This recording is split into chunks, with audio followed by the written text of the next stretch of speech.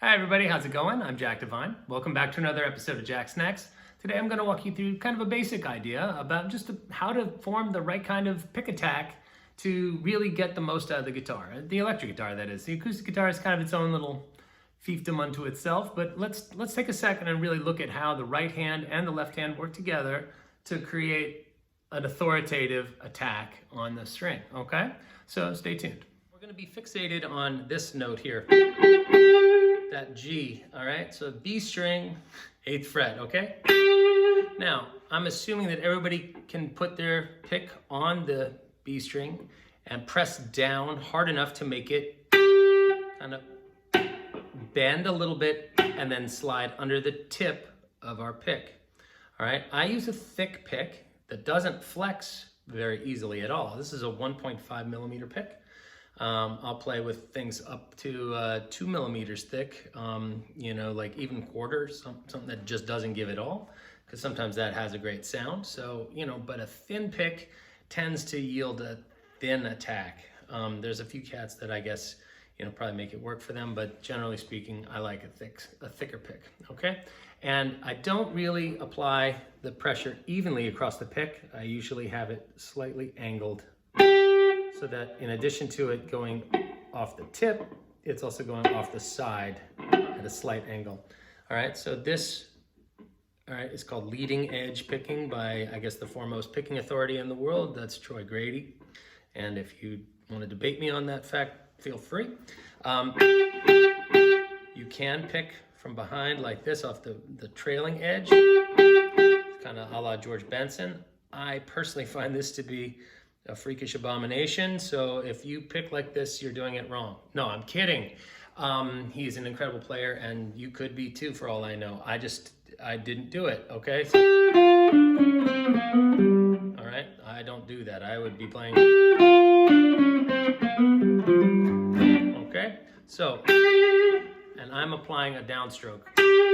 Upstroke is roughly the opposite. Okay, now, this is just applying pressure from a, you know, we're just a resting position, but very rarely are we here just waiting on the B string to play that note. Usually we've just been playing some rhythm guitar, so we have to figure out how to get to it. We have to figure out how to hit it without going, all right, hold on a second, let me get onto the B string and press down. You know, like that just doesn't happen in the real world. So what we need to do is figure out how to get there from a cold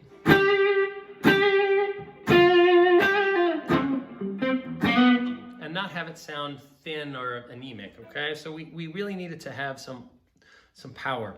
And so you gotta keep your wrist loose. You cannot have a tight wrist and move entirely from, well, cannot is a hard thing, but it is rare to find someone who plays in the way that I would hope to teach you to play and sound. With a stiff wrist, okay?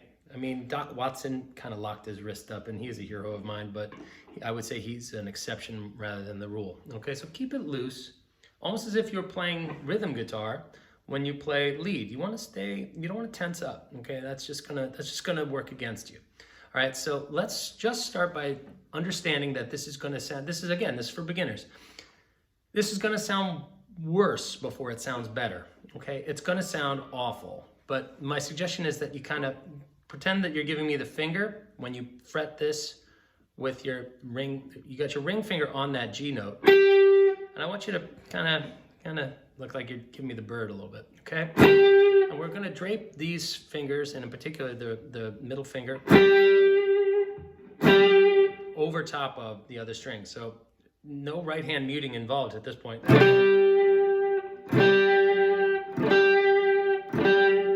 Okay, and it doesn't sound perfect, okay?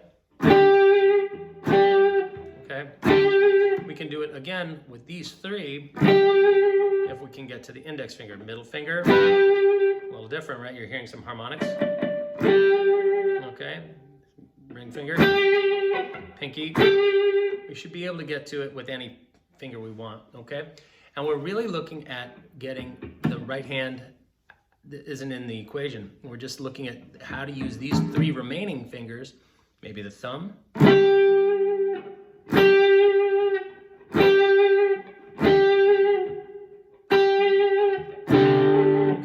gonna sound bad because you're not gonna always be in position, okay? That's where the right hand comes in.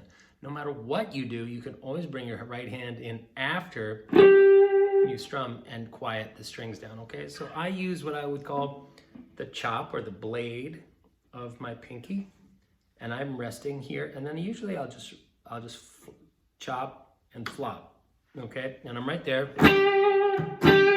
and my hand is then kind of rolling, okay? And so I have it dampening here on the chop or the blade, and right here on the thumbstick.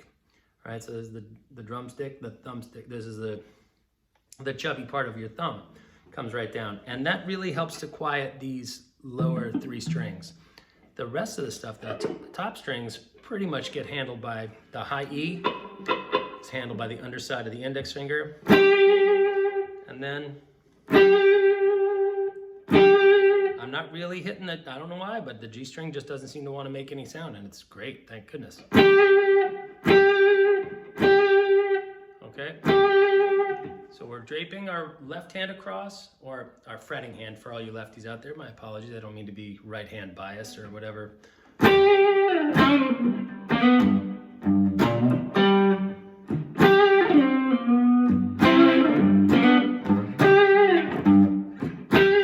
So we're really looking to milk that root, okay, that G tone for as much as it's worth.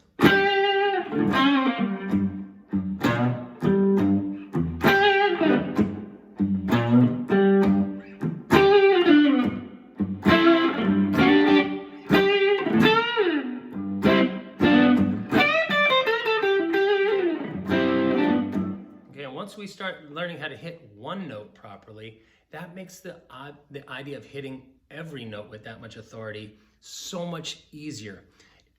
Don't try to hit every note that you know with that much authority from day one.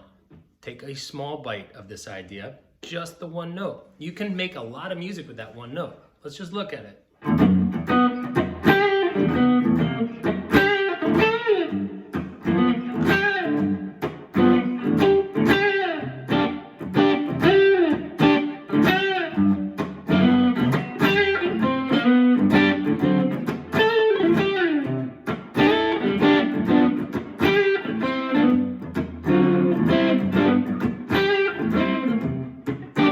And so on and so forth. We're really hammering that one note. The more we can get into it, just the one note, you know?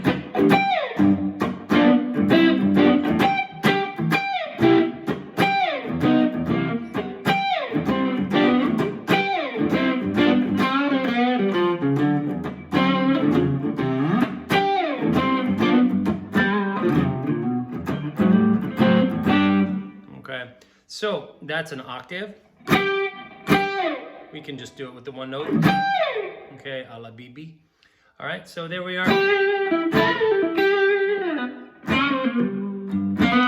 right, so if we get the right hand coming down after we come up, so we come up and down with some authority. It can't be, it's got to stay.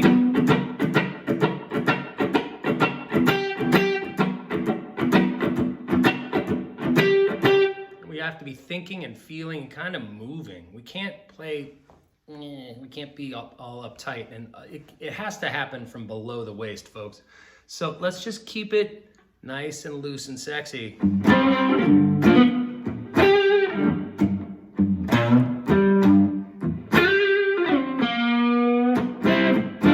Like that. And we're really focusing on getting that thing to have some sting, both from the left hand vibrato and from the right hand attack, okay? So what am I doing? Again, the hand is a little angled, and I'm coming through multiple strings and using left hand muting and right hand muting techniques to create this kind of rhythmic intensity that happens, kind of this big honk that happens before. It's not just one note, okay? Although that's really,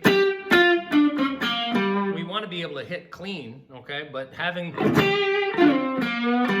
a little dirt on it before, you know, a little smear, that really it adds this heft to your lines, okay? So don't be afraid to make some yuck noise and figure out how to quiet the guitar down, all right? Sometimes it's better to approach playing the guitar from a cleaning it up perspective, like a top down, rather than building up to a technique, come down to it from like, all right, I'm coming at it from this. Now I'm gonna quiet it down with the left hand. With the picking hand, it comes in at the end. Then we start, oh, I gotta deal with that. You start bringing your hand wherever it works. All right? Okay. See, my index finger's kind of draping there because I know I've got the lower strings handled with my right. That sounds a lot different than, all right, they both sound really good, but, right, so.